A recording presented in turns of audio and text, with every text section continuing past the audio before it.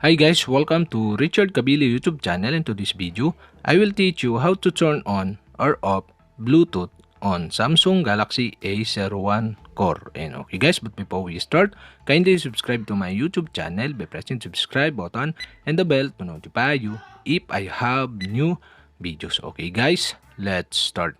So okay guys, you'll have to do is go to setting in your Samsung Galaxy A01 Core.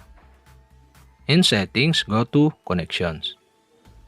And connections, okay, you can see the Bluetooth. And on the right side, you can see the switch button. And okay guys, to turn on this, you'll have to do is switch on the switch button on the right side. And okay guys, that's it. We have successfully turned on.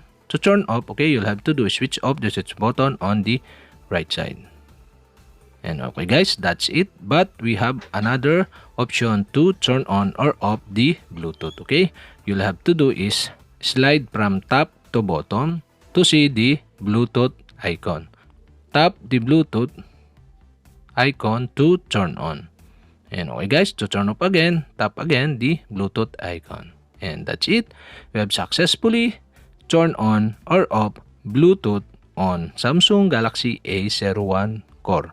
And if you have a question, kindly comment below. And don't forget to hit the subscribe button and the bell to notify you if I have new videos. Okay guys, thank you for watching.